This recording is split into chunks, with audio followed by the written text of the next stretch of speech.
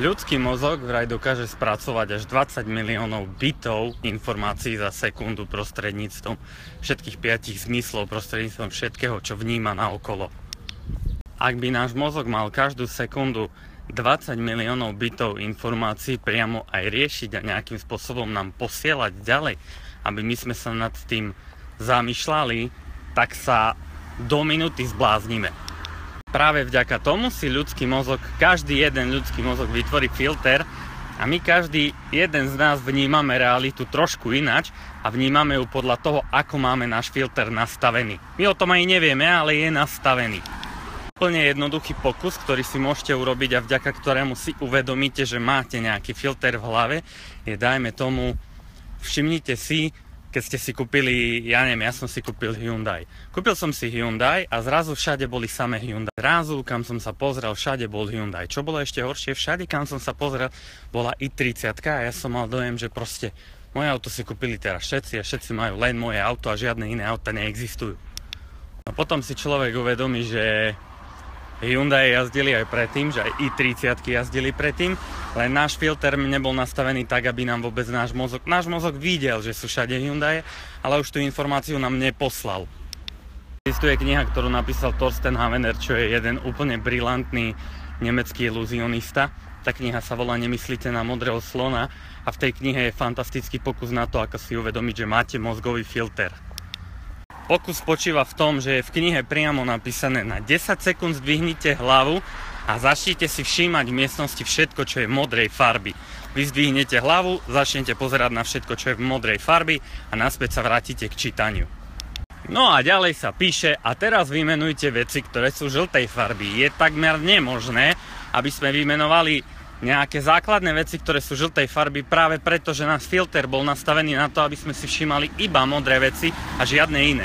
Určite máte vo svojom okolí nejakého kamaráta, ktorý má vždy pocit, že všetky ženy po ňom idú a napriek tomu, či žena pozerá alebo nepozerá po ňom, on je presvedčený o tom, že pozerá po ňom. A to je práve o tom, že on má takto nastavený filter. Alebo máte napríklad kamošku, ktorá má, dajme tomu, krivý nos a teraz ona si myslí, že nikto iný na nič nepozerá, iba na jej krivý nos. Každý jeden chlap, každý jeden cudzí človek pozerá len na jej krivý nos.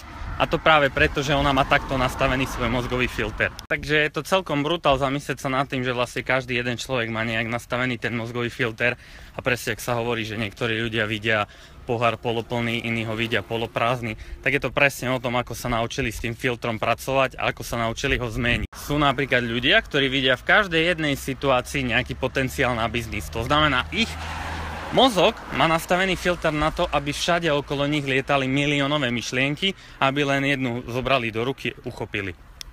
Alebo potom opačný prípad, sú ľudia, ktorí v každej jednej situácii vidia len to zlé. A napriek tomu, že niečo môže mať nejaké plusy, oni majú nastavený filter tak, že vidia iba tie minusy a preto sa boja niečo urobiť, lebo čo povie mama, čo povedia priateľ. Takže či si to uvedomujeme alebo neuvedomujeme, či to chceme alebo nechceme priznať, náš mozog má nastavený filter.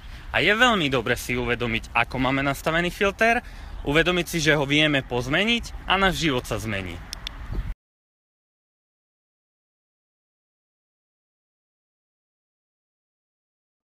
Odporúčam všetkým ľuďom, ktorí dávajú na internet, ako málo pracujú a pritom ako veľa zarábajú, a ešte viac to odporúčam ľuďom, ktorí týchto ľudí sledujú a chcú byť ako oni, aby si uvedomili jednu veľmi dôležitú vec: čo dáš, to dostaneš.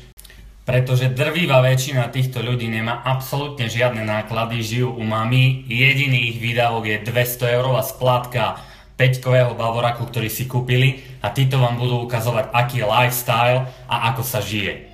Garantujem vám, že do 3, max 5 rokov títo ľudia skončia, pretože ich chamtivosť a lenivosť nakope do zadku a všetci tí ich klienti, alebo aspoň 90% začne byť unavených z toho, akí sú leniví, a proste od nich odídu.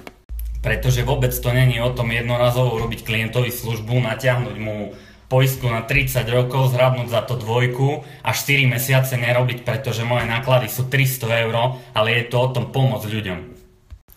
Celý tento biznis je o vytvorení impéria. Celý tento biznis je o tom nájsť si 5, 6, 7 krát do roka čas, aby som sa pozrel na to, jak sa má klient, či sa mu nezmenila situácia, či mu viem nejak pomôcť a nie, či na ňom viem zarobiť. Je to o tom toho klienta poznať, sadnúť si u ňoho na záhradu, vypiť si u ňoho kávu, kedykoľvek mu môcť zavolať, keď idem okolo, spomenúť si, kedy má národky, kedy má meniny, kedy majú národky jeho žena a jeho deti. A toto človek určite nedokáže, ak bude 3 roky alebo 5 rokov prosperovať z toho, že zaviedol klienta a po 5 rokoch bude chodiť po kanáli, lebo sa bude hanbiť, po prípade zmení zamestnanie, lebo ho budú toľko hejtovať, že bude musieť zmeniť zamestnanie. Tento biznis je proste o tom, aby ste sa správali ku klientom tak, ako chcete, aby sa oni správali ku vám. To znamená, keď budem raz arogantný a budem sa snažiť každého ojebať, takí ľudia prídu do môjho života a verte mi, absolútne vám to neprinesie šťastie. A namiesto toho, aby ste z jedného klienta zarobili 2-3 mesačne, sa uskromte, zarobte 1000 a zvýšte level svojej aktivity, pretože zbytočne robíte hovno z tejto roboty a zbytočne kazíte tento biznis.